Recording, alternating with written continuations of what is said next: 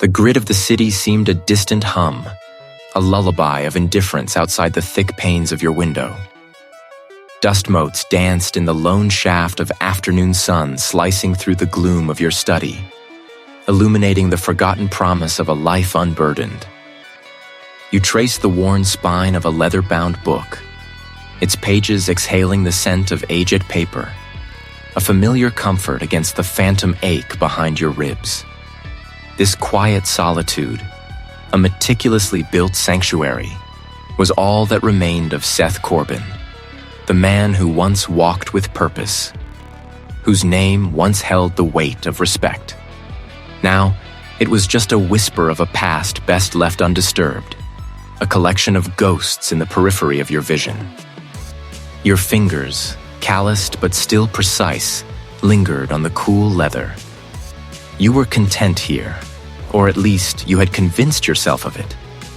The faint scent of forgotten coffee and the crisp air of a turning season were your companions.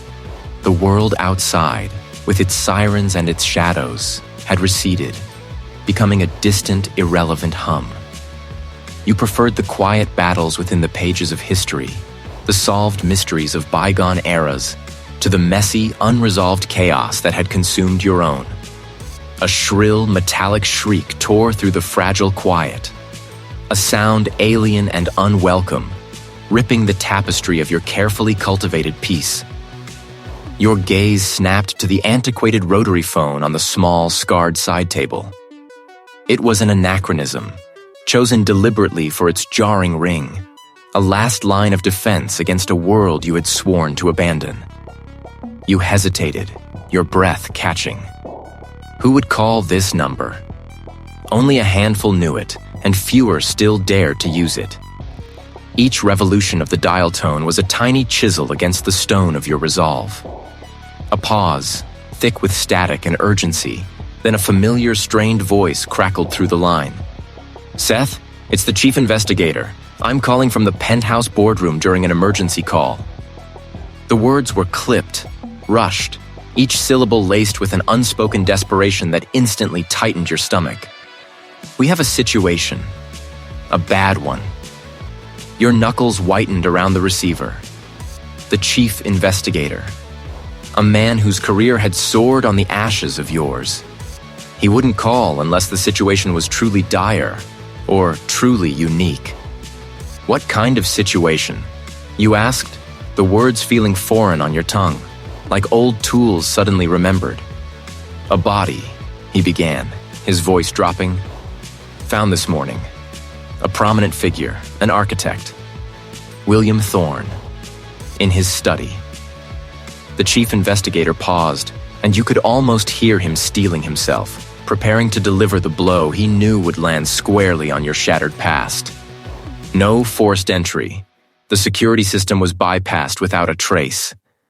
Your grip on the phone tightened further, the plastic creaking under the pressure. Meticulously. Seated at his desk, head bowed, almost reverent. And on his chest, Seth. A single white lily, fresh, unblemished. The lily, the precise, almost theatrical staging. Your breath hitched. The quiet hum of the city outside your window faded entirely, replaced by the deafening roar of memory. A wave of nausea washed over you, the taste of rust and ash filling your mouth. A small, etched symbol. A stylized serpent coiled around a broken arrow.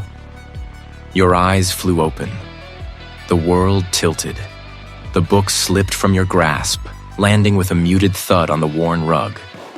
The chief investigator's words were not merely descriptions. They were a cruel invocation, pulling you back through the years, tearing open wounds you had tried so desperately to scar over. The case that had branded Seth Corbin a failure, a man obsessed with phantoms. "It's him," you breathed, the words escaping before you could stop them. His voice regaining a fraction of its professional composure, though the underlying tension remained. "That's why I'm calling you. We need you, Seth. Unofficial capacity, of course. But no one knows this killer like you do. No one was as close. Close. Yes, you had been close. so close you could taste the victory, only to have it snatched away, leaving nothing but dust and public scorn. The memory was a fresh bruise. You saw the ghost of the Blackwood victim, her eyes wide, accusing. You gripped the phone, your knuckles white, the plastic digging into your palm. The quiet sanctuary you had built, brick by painstaking brick, was crumbling around you. The past was not merely knocking, it was kicking down the door, dragging you back into the very labyrinth you had sworn to escape.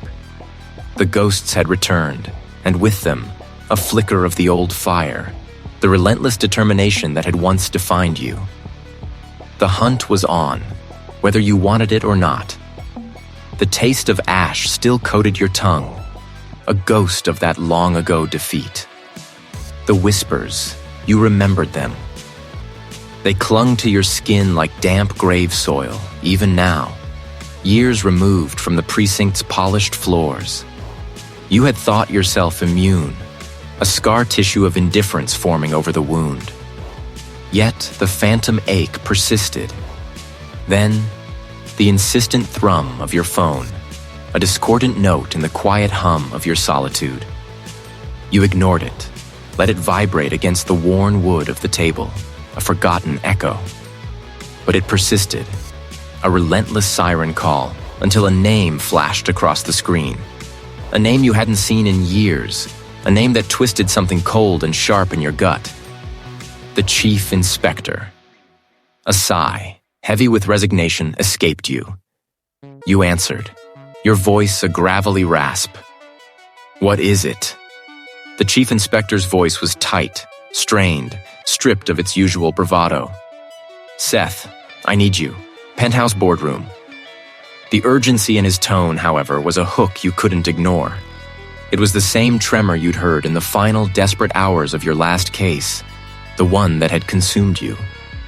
You found yourself ascending, the elevator a glass cage lifting you above the city's indifferent sprawl. When the doors finally parted, you stepped into a realm of hushed opulence. A long, gleaming table dominated the space, its surface reflecting the strained faces gathered around it. The Chief Inspector stood at the head, his usually immaculate suit rumpled, a network of fine lines etched around his eyes. Beside him, a younger detective, sharp-eyed and tense, clutched a tablet like a lifeline. Your gaze swept over the others.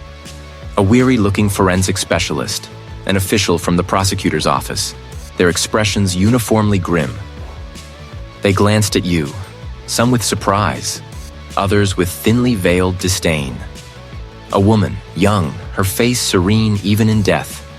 She lay amidst a precise, almost artistic arrangement of objects. Not random debris, but carefully placed artifacts. A single, pristine white lily, its petals impossibly flawless. A small, antique silver locket, open to reveal an empty cavity. And a miniature, meticulously carved wooden bird, its wings spread as if in flight. Your mind recoiled, then snapped into sharp focus. The lily, the locket, the bird. You remembered the same unsettling tableau from years ago, the details etched into your mind with the precision of a surgeon's scalpel. The victim, the Chief Inspector continued, his voice now a dull monotone. Eleanor Vance. He was found this morning in her apartment. No forced entry. Undetermined yet, but no obvious trauma. It's clean. Clean. Too clean, just like the others. And the scene, the younger detective interjected, his voice tight. It's staged. Like a tableau. The lily, the locket, the bird. The one that had shattered your world, your career, your reputation. The one where you'd been so certain, so close to naming a killer, only to watch the evidence dissipate like smoke. We thought it was a copycat at first, the Chief Inspector admitted, rubbing a hand across his temples. But the details, they're too precise, too obscure. The specific type of lily, the locket's unique engraving, the exact species of bird carved. These aren't public knowledge, Seth. These were details we only shared internally during the investigation. Details you obsessed over. You walked slowly around the table, your eyes fixed on the tablet, on the image of Eleanor Vance. Your fingers traced the cool, unyielding surface of the polished wood. It wasn't just a copycat. The killer had returned, or more horrifyingly, had never truly left, merely lain dormant, a predator biding its time. "We need your insight, Seth," the chief inspector pleaded, a raw edge of desperation in his voice. No one else saw what you saw, understood the patterns you tried to build. Everyone else dismissed them as your obsession. But now, his gaze met yours, a silent plea. Now we know you were right. You were always right about the details. A bitter laugh threatened to escape you, but you swallowed it down. Right, but ultimately disastrously wrong about catching him. The weight of that failure pressed down, a physical burden.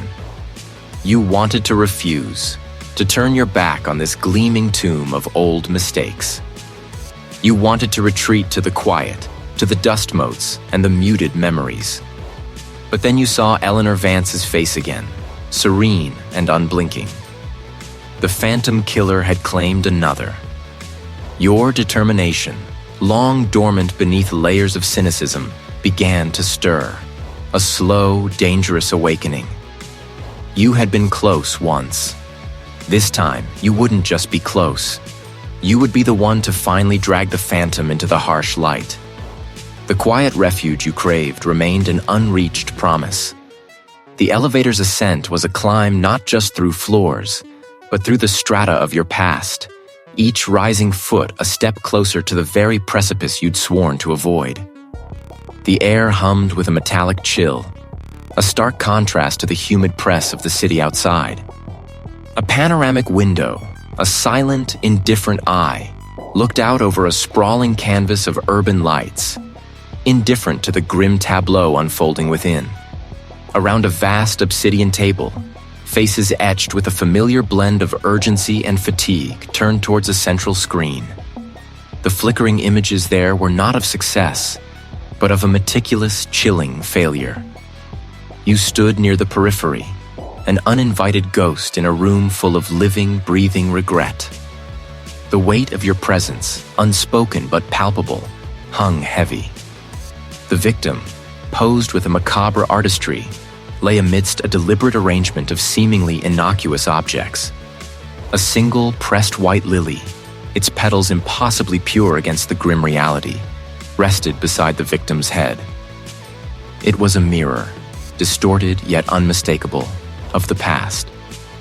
The lead detective continued, detailing the absence of forced entry, the precise, bloodless incision, the complete lack of struggle. Each detail, a fresh shard of glass, pierced through your carefully constructed walls. "The lily," you murmured, almost to yourself. Immaculate. No prints, no witnesses, no trace, just the message. The screen displayed a close-up of the victim's hand, clenched around a small, ornate pocket watch. The hands were stopped at precisely 3:17.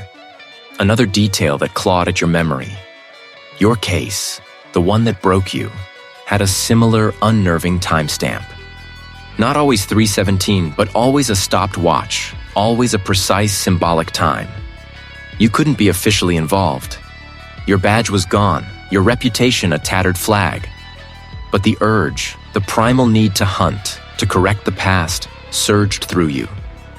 Later, as the meeting dissolved into a flurry of assignments and frustrated murmurs, you lingered. A fleeting glance from the lead detective, a silent acknowledgement of the shared burden, was all the permission you needed.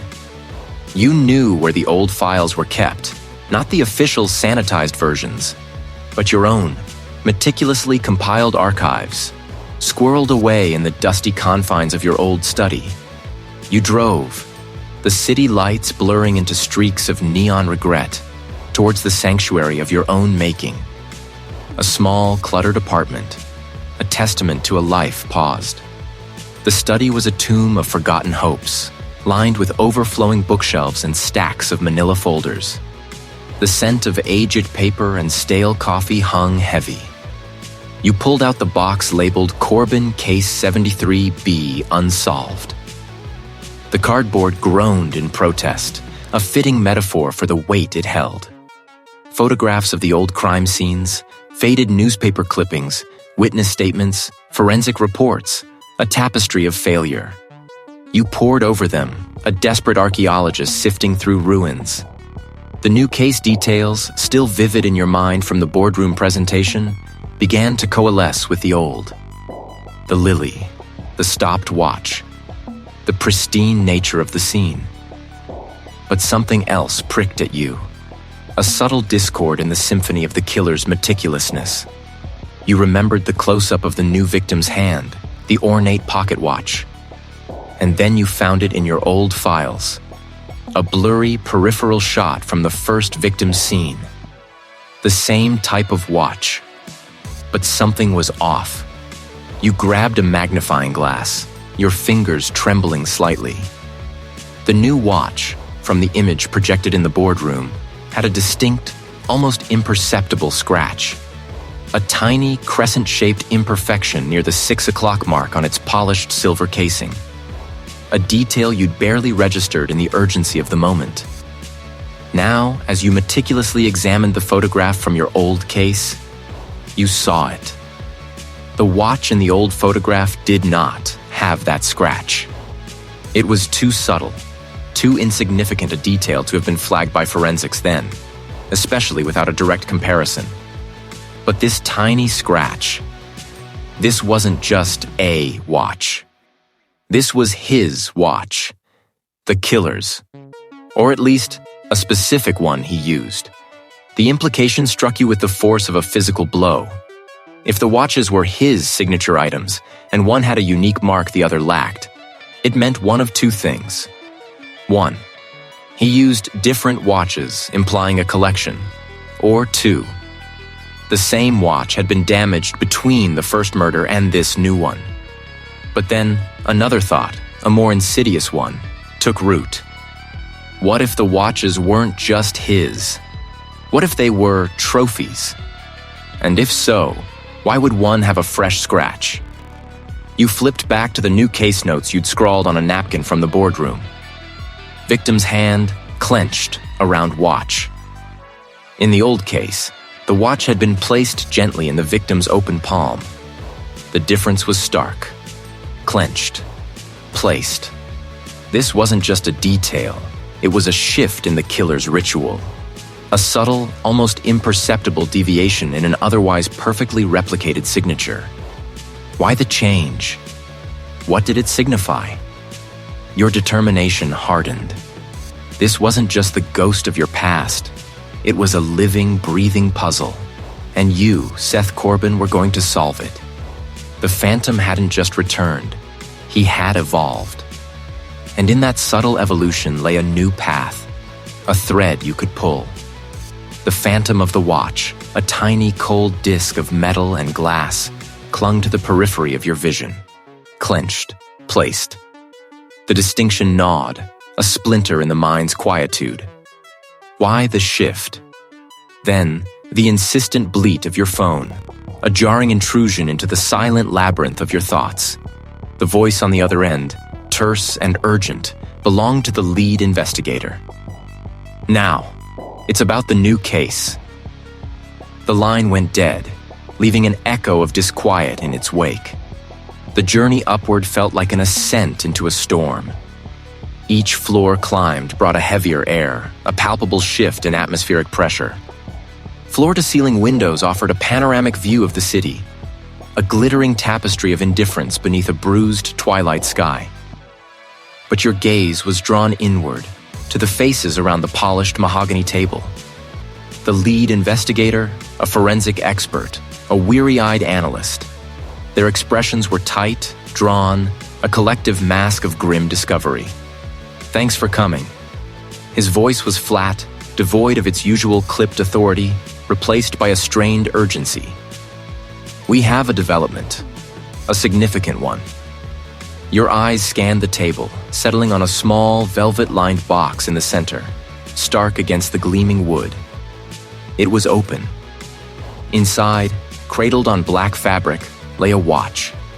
Not the watch from the new victim, nor a replica of the one from your old case. This one was different. Its face was shattered, a spiderweb of cracks obscuring the hands. It was a replica, yes, but deliberately defaced, broken. A statement. This was found at the new scene, the lead investigator explained, his voice barely above a murmur. Not with the victim. Not initially. A patrol officer found it tucked beneath a loose floorboard in the corner of the room, hours after the forensic team had cleared the area. It was almost missed. He paused, his gaze fixed on you. It wasn't just a watch, Seth. A message. For whom?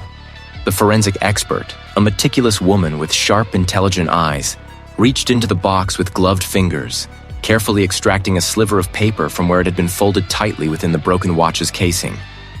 She laid it on a sterile pad. It was no larger than a postage stamp, and on it, in precise, almost calligraphic script, was a single word. Corbin. Your name. Not just a generic challenge to the authorities, but a direct, intimate taunt. The killer knew you were here, knew you were watching, and was now, unequivocally, watching you back. It was addressed to you, the lead investigator confirmed, his voice low, and the paper itself. The analyst here recognized it.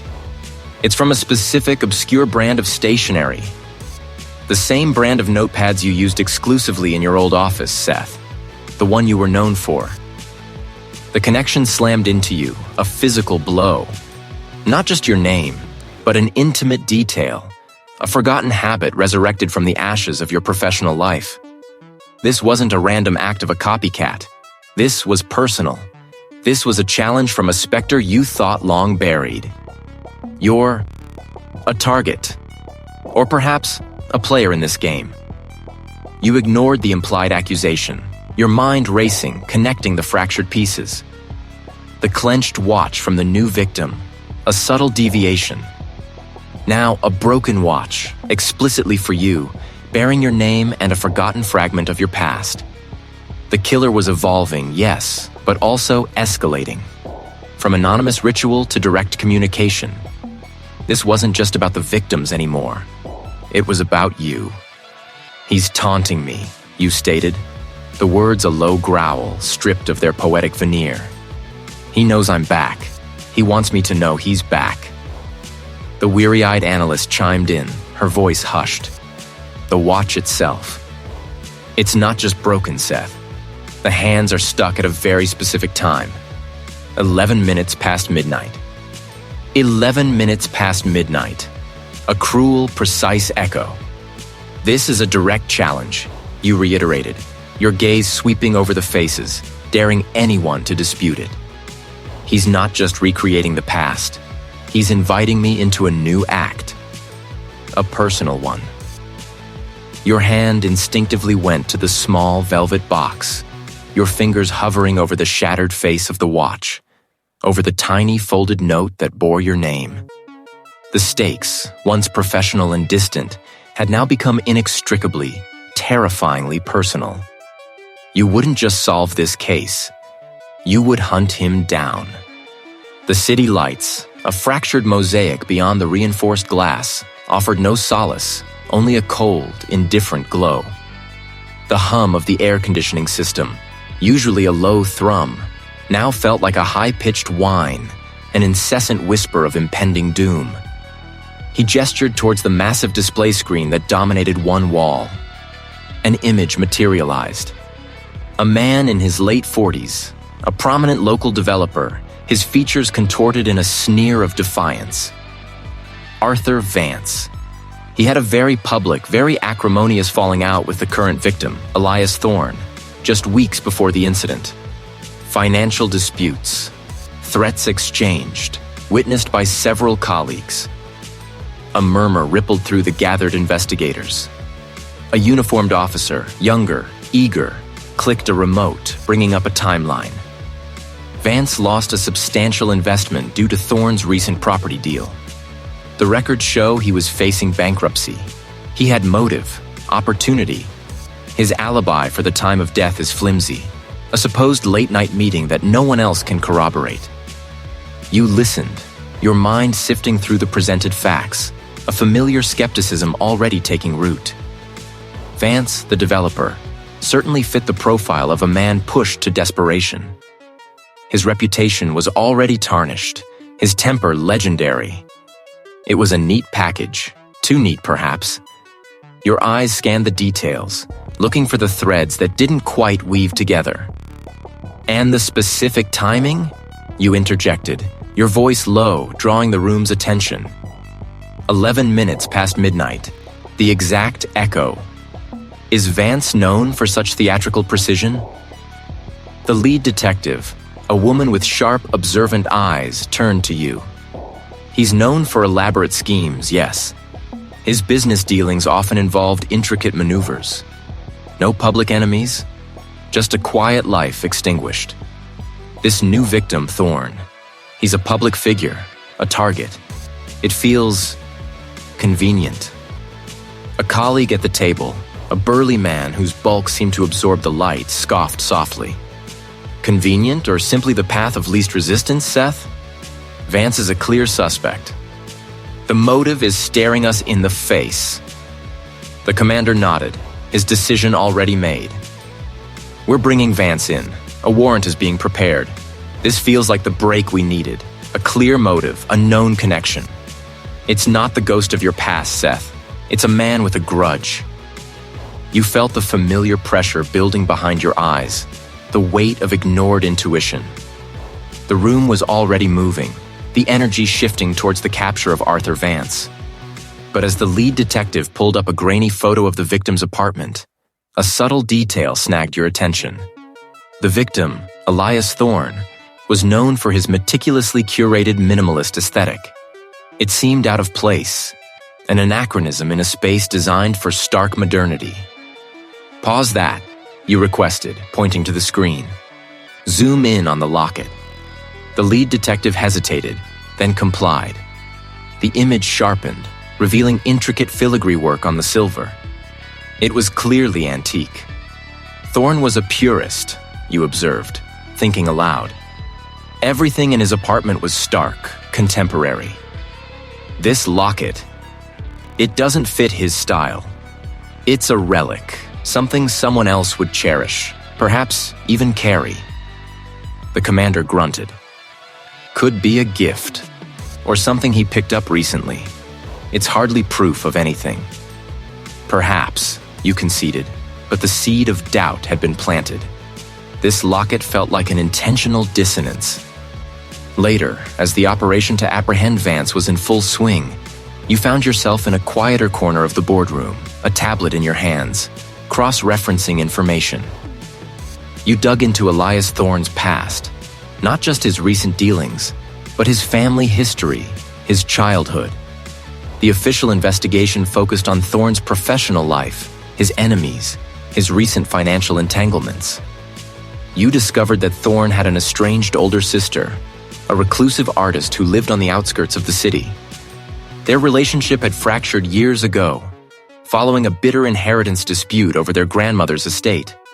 The grandmother, a woman of refined tastes, had been an avid collector of antique jewelry. A search through online auction records, a tedious dive into digital archives, yielded a single, tantalizing result. Years ago, after the grandmother's passing, a unique silver locket, matching the description and even a faded photograph of the one at the crime scene, had been put up for auction. It had been sold to a private collector, its provenance traced back to the Thorne family. But then you found it. A small, almost insignificant notation in an old family diary, digitized and uploaded by a distant relative. The grandmother had given that specific locket, her most cherished piece, to Thorne's older sister on her 18th birthday, years before the inheritance dispute. It was the only item she truly wanted. If the locket was indeed the sister's, how did it end up at Thorne's apartment? And more importantly, if the sister possessed it, and if it was a symbol of their grandmother's affection, why would she leave it behind at her brother's murder scene? It felt like a deliberate message, not an oversight. A message to whom? The official channels were abuzz with the impending arrest of Arthur Vance, the obvious suspect, the man with the clear motive. It was a thread leading away from the easy answers, away from the enraged developer, and towards a deeper, more personal narrative. The killer wasn't just recreating the past. They were weaving a new, intricate tapestry of pain, and you were beginning to see the first delicate stitches. The official story was a convenient lie, a carefully constructed facade, and the true architect of this macabre performance remained hidden, watching, waiting for you to catch up. You stood apart, a phantom limb aching with the echo of a forgotten life, the apprehension of Vance a hollow victory that still tasted of grit. The evidence from Vance's apartment is extensive.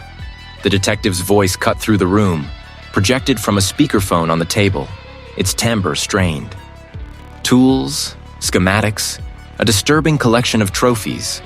It all points to him. The locket matches the victim's known possessions. It's an open and shut case. Your gaze, however, was fixed on a projected image. The crime scene, pristine and sterile in its horror, now overlaid with grids and markers. Your mind had already picked apart Vance's supposed meticulousness, the way the locket lay almost too perfectly on the victim's chest, a theatrical flourish rather than a dropped item. It was the same unease that had shadowed you for years, a whisper of discord in the symphony of the killer's precision. And the others? You asked, your voice a low rasp cutting through the detective's confident summation. The cold cases, do they fit this narrative? A pause stretched, taut as a wire. We're reviewing them, Seth, but the similarities are striking. Vance is a match. A convenient match, you murmured, not to them, but to the spectral image of the crime scene. You remembered the desolate warehouse where the first victim had been found, the abandoned factory where the second met their end. Each scene had its own brutal signature, its own grotesque tableau. But beneath the violence, a deeper current had always run, something you'd felt but never quite articulated. Your eyes drifted to another image, a detail from the current crime, captured with clinical precision. A small porcelain doll nestled amongst a scattering of broken glass, its painted smile chipped, one eye missing. It was a detail you'd dismissed, just as others had, as collateral damage, a child's toy left behind. But then your mind, a relentless current, pulled you back to the old cases. The warehouse, the factory, the underground bunker. A sudden, sharp intake of breath. The air in the boardroom seemed to thin, the city's hum receding to a distant echo. The broken doll. Not just a broken doll. It was the placement. The deliberate, almost reverent way it was situated. A silent observer to the violence. Your memory, sharp and unforgiving, began to unfurl. There, tucked almost invisibly beneath a rusted girder, had been a single tarnished silver thimble. Not the victim's. You remembered checking. It was too old, too specific. A cast-off. You'd cataloged it, but ultimately dismissed it as incidental debris. Then the factory. The second victim. Near their slumped form, amidst the industrial grime, a small, intricate wooden bird, its wings broken, a single feather detached. Again, an object out of place, seemingly random, yet positioned with a curious, almost artistic intent. You had marked it as curious, but never significant. Now, the locket, the thimble, the wooden bird. A pattern began to shimmer into focus, a terrifying mosaic emerging from the fractured pieces of your past failures. It wasn't about what was missing from the scene, but what was added, curated. Each object, seemingly innocuous, spoke of a fractured innocence, a childhood memory twisted into something perverse. "It's not just the locket," you said, the words cutting through the boardroom's tense quiet, startling the colleague beside you. The carefully placed objects. The detective on the speakerphone scoffed. "We've got Vance, Seth. You're grasping at straws." "No," you countered, your eyes scanning the crime scene photos, seeing them with a horrifying new clarity. The locket. In the warehouse, it was a tarnished thimble. In the factory, a wooden bird with a broken wing. Each time, a small personal item, seemingly innocent, yet always damaged. Always placed with an almost ritualistic precision near the victim. You walked to the screen, your finger tracing the outline of the broken doll. They are not incidental. They are deliberate. Each object is a proxy, a shattered fragment of a forgotten childhood. The killer isn't just taking lives. They are recreating a memory. Even the distant hum of the city seemed to hold its breath. "What are you saying, Seth?" The detective's voice, now stripped of its earlier confidence. "If he is the killer, is not merely a meticulous planner. He's an artist of anguish. And these objects, they are his signature, not a mark of triumph, but a desperate, repeated act of reliving a profound trauma. He's not just killing, he's performing for an audience of one, himself. Each crime scene is a stage, each victim a stand-in. The pieces clicked into place, not just for you, but for them. It was about a fractured past, perpetually reenacted.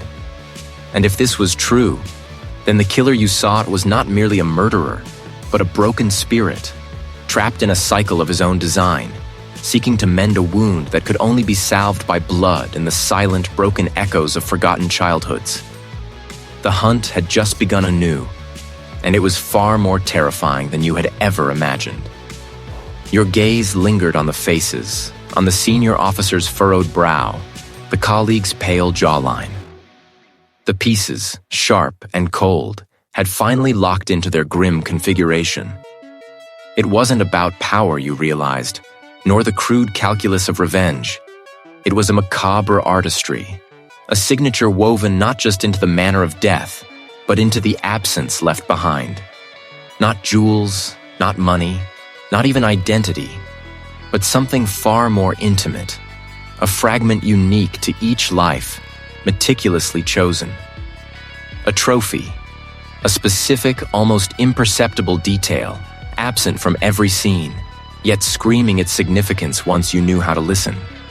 This was the reveal, discovery. A collector's twisted obsession, an inventory of stolen essence. The Phantom Killer wasn't just ending lives, they were curating them. Time was a luxury you no longer possessed. You pushed away from the polished mahogany, the chair scraping a protest against the hushed atmosphere. No words were needed. You had glimpsed the killer's true face, not through a sketch or a photograph, but through the grotesque geometry of their desires. The streetlights blurred into streaks as your vehicle sliced through the city's arteries. The Collector. Not a person known for violence, but for an almost religious devotion to acquisition. Your lead pointed to a sprawling, abandoned factory on the city's industrial fringe. The address, scrawled on a napkin from a forgotten coffee shop, was a ghost of a memory, now a burning beacon. The factory, once a titan of manufacturing, now stood as a skeletal reminder against the bruised twilight sky. The main gate hung askew on a single groaning hinge. You squeezed through, the metal scraping a harsh protest.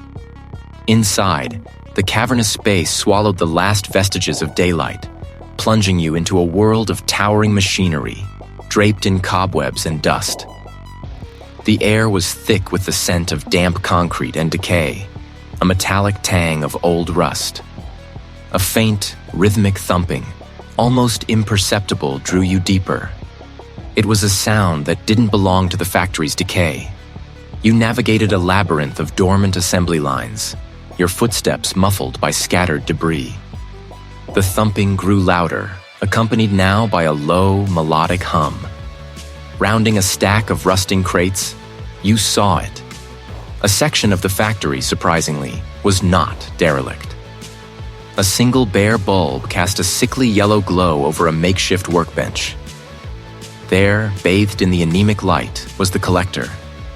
He was a figure of precise movements, his back to you, hunched over something intricate. The melodic hum was coming from him, a low, tuneless whistle, a sound of absolute concentration. You dared not move, dared not breathe too deeply. He was working on a display case, a small, velvet-lined box. You strained your eyes, trying to discern the object of his focus. It was small, glinting under the weak light. A fragment, a piece of something. Your mind flashed back to the inventory of the missing, the fragments of life taken. Suddenly, he stopped whistling. His movements stilled. A prickle crawled up your neck. Had he heard you? You held your breath, a statue in the encroaching gloom. He slowly straightened, his head tilting slightly, as if listening to a distant sound. His hands, still holding the tweezers, remained poised over the display case. Then, with a deliberate slowness that stretched the moment into an eternity, he turned. His eyes, a startling shade of pale blue, swept across the cavernous space. They were calm, almost serene, yet they held an unnerving depth, like looking into a deep, still well. He was hunting. You pressed harder against the pillar, willing yourself to merge with the concrete. A fine layer of dust coated your face, clinging to your eyelashes. His gaze lingered on your pillar, a fraction too long. A muscle twitched in your jaw. Then his eyes moved on, continuing their slow, deliberate sweep. A sigh, silent and ragged, escaped your lips. He hadn't seen you. Not yet.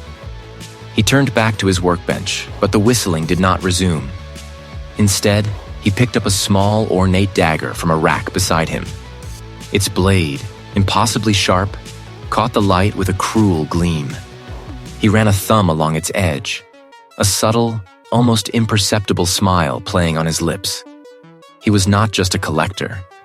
He was a guardian, and perhaps a creator. The air grew heavy with a new kind of tension, a predatory stillness. You had found your dangerous lead, and in doing so, you had walked into the lion's den. Escape, you realized with a fresh surge of adrenaline, was no longer a certainty. The emergency call had ended abruptly, leaving behind the ghost of a voice, a cryptic fragment of sound that resonated with a familiar, chilling echo. The latest victim, the senior officer began, his voice rough, was found with a single unique mark. The crescent. The signature you knew too well, the one that had haunted your waking hours and sleep, etched into the memories of a case that had devoured your career. But the location, a colleague interjected, flipping through digital notes on a tablet. It's miles from the previous sites. A derelict underground bunker, not the usual remote forested area. And the method. It deviates slightly. Tell me about the crescent. Small, perfectly formed, clean cut, the colleague stated, projecting an image onto the wall screen. Your eyes narrowed, tracing the impossible precision. It wasn't just a mark, it was a declaration, a taunt. But the deviation in location, the method, it snagged at something. Owned by a defunct security firm, the senior officer replied, his eyes scanning the data. Empty for decades. Empty for decades. The phrase caught, resonated. You remembered a detail from your original case, a forgotten piece of testimony from a witness who'd claimed to see a vehicle near one of the early crime scenes. Not a common car, but a heavily customized utility van, painted a distinctive, almost military olive drab.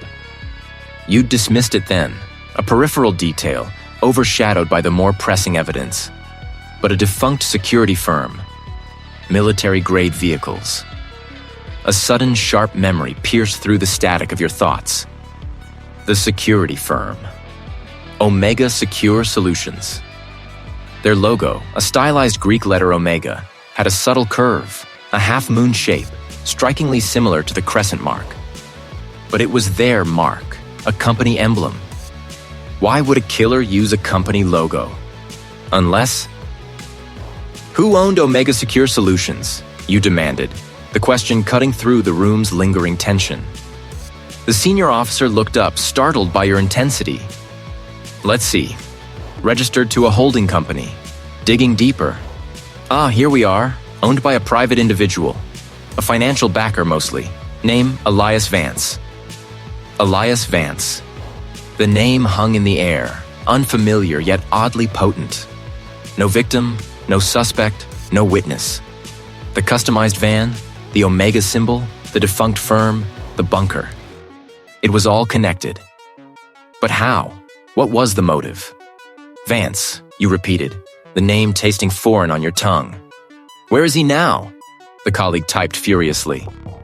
Address listed is an old industrial estate on the city's outskirts. Looks like a disused warehouse. Probably just a mailing address. Disused warehouse. The words were a hammer blow. A low, rhythmic clang like metal on metal dismissed as industrial noise.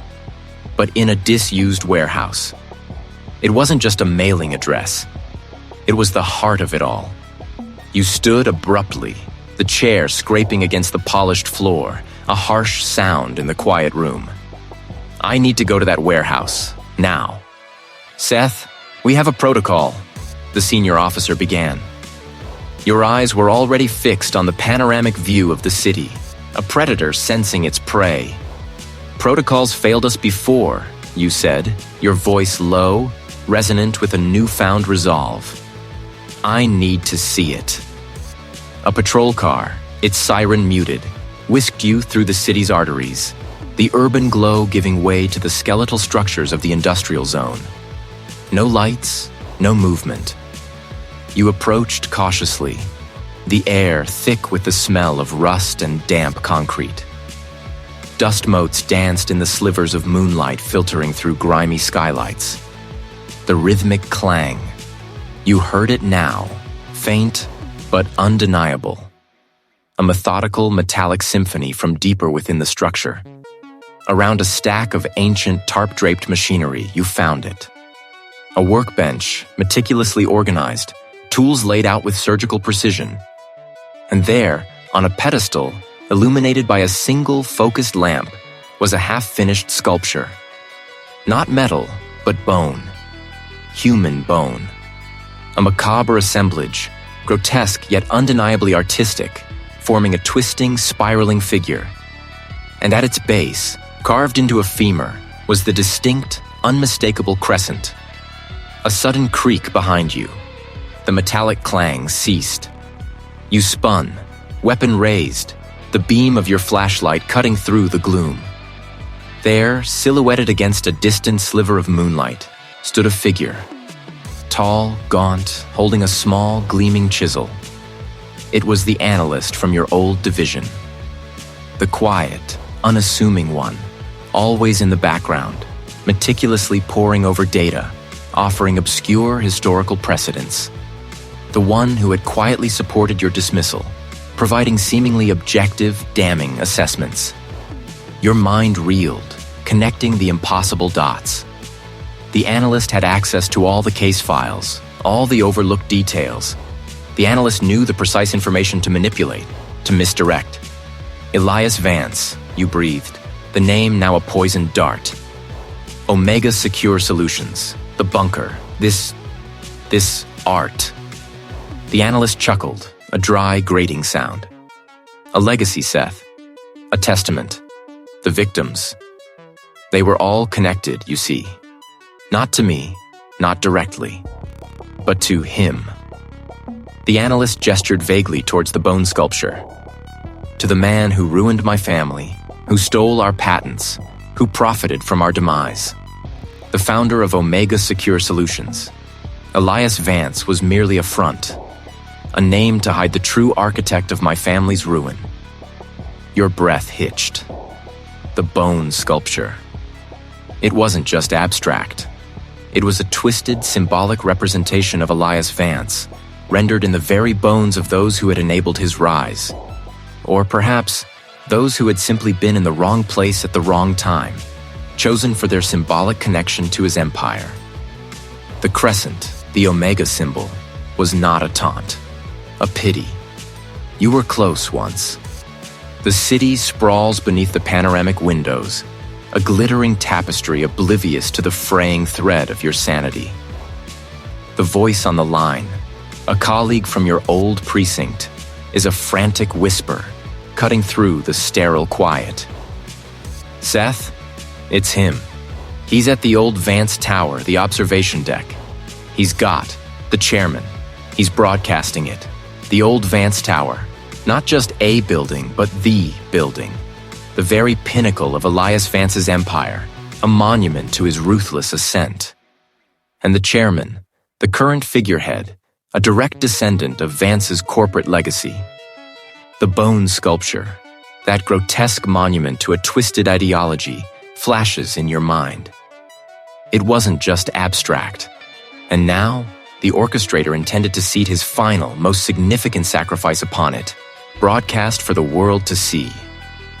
Who? You demand, the word a raw rasp against your throat. The security chief recognized him. The colleague gasps, his voice strained with urgency. A former junior executive, Robert Thorne. He was ruined during the Vance acquisition in '98, lost everything, family, reputation. They called him, it fits. The meticulous planning, the invisible presence for decades, the deep-seated grudge. It wasn't just a killer. It was the architect of vengeance, weaving a tapestry of retribution through the decades. The realization hits you with the force of a tidal wave. The phantom killer you failed to catch years ago, the one who cost you everything, was not just back. He had never truly left. He had simply been building his final stage. You slam the phone down, the sharp report echoing in the sterile room. The city lights outside blur into streaks of urgency. There's no time for official channels, no time for backup. This is yours. This has always been yours. The elevator descent feels like an eternity, each floor a leaden weight dragging you further from the climax. You burst into the lobby, a whirlwind of desperation, ignoring the startled glances of the few remaining night staff. A taxi, idling by the curb, becomes your salvation. Old Vance Tower, you bark, shoving an absurd wad of cash into the driver's hand. Fastest you've ever driven. The city becomes a blur of neon and concrete, the cab's engine a frantic thrum against the backdrop of your own ragged breath. Every red light is a personal affront, every slow driver a tormentor. Your mind races, piecing together the fragments, the victims, the bone sculpture, the meticulous precision. The orchestrator, the forgotten man, now the conductor of a decades-long symphony of destruction, culminating in this final public crescendo. The old Vance Tower looms, a monolithic testament to corporate ambition, its top floors bathed in an eerie, pulsing blue light. Police cruisers already swarm the base, their sirens a dissonant chorus, their flashing lights painting the street in urgent reds and blues. The street is a choked artery of emergency vehicles and gawkers. You ditch the cab 2 blocks away, pushing through the throng, a ghost among the living. "No entry, sir," a uniformed officer shouts, but you're already past him, a driven force ignoring all obstacles. The lobby is chaos, a whirlwind of shouting officers and bewildered security personnel. You flash your old, defunct badge, the metal cool against your palm, a relic of a past life. It buys you a moment, a sliver of confused hesitation. You use it. You find the service elevator hidden behind a discreet panel, a route less guarded. The ascent is agonizing, the ancient machinery groaning with each floor. The numbers tick upwards, an inexorable march towards the inevitable. The doors slide open onto the observation deck.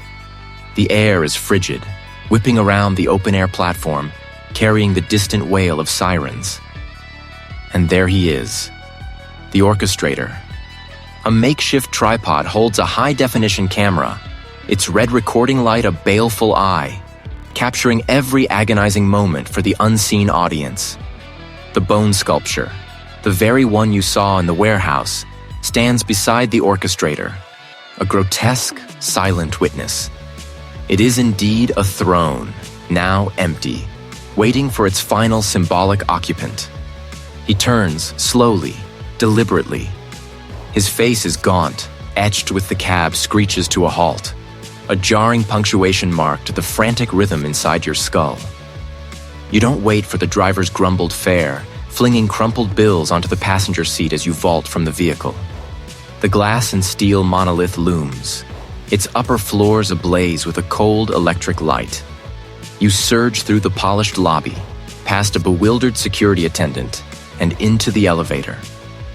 The ascent is an eternity, the silence within the capsule a stark contrast to the cacophony of your racing thoughts.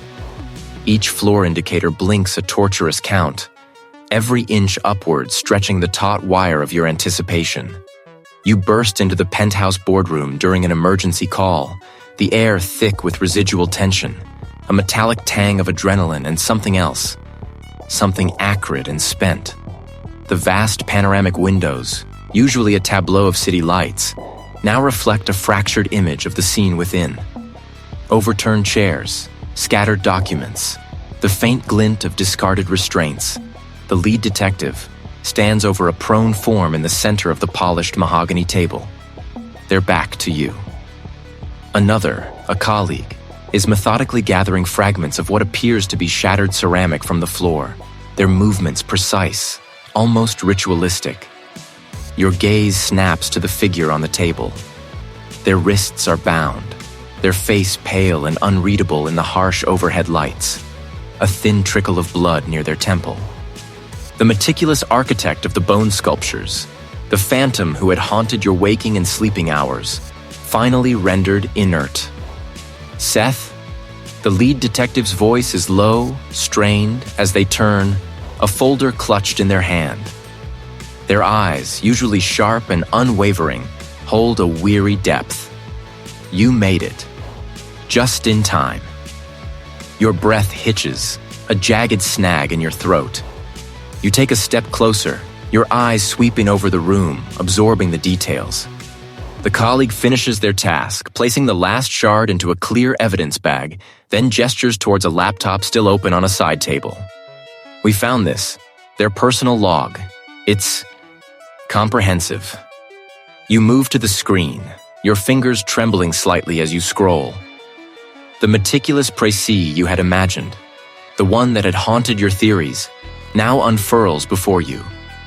The dates stretch back decades, a spiderweb of calculated malice weaving through the very fabric of the city's forgotten corners. It is the full spectrum of the killer's artistry, laid bare. The stranger on the table, the one whose identity now fully coalesces in your mind, had been there from the beginning. The phantom had never left. It had merely receded into the city's deeper currents. They confessed everything, the lead detective says, their voice cutting through the ringing in your ears. Every detail, the rationale, the methodology. It's all here. Every single one. You stare at the screen, then at the subdued figure on the table. Justice, a word that had become a bitter echo, now settles in the room, heavy and undeniable. A profound exhaustion washes over you, seeping into your bones, blurring the sharp edges of the room. Your shoulders slump, the tension that had been your constant companion for weeks, for years, finally releasing its vice-like grip. The physical toll is immediate, a leaden weight settling in your limbs. You feel a tremor start in your hands, spreading through your body, a delayed reaction to the relentless chase, the constant threat. You lift your gaze from the screen, your eyes finding the lead detectives. There's a silent acknowledgement passing between you, a shared burden finally lifted. The air in the penthouse boardroom, once charged with urgency, now feels deflated, settling into a quiet hum of aftermath. The city lights outside, once a frantic blur, now seem to twinkle with a newfound, if fragile, peace. You have unmasked the phantom, but the echoes of its presence will linger, a permanent scar on the landscape of your memory.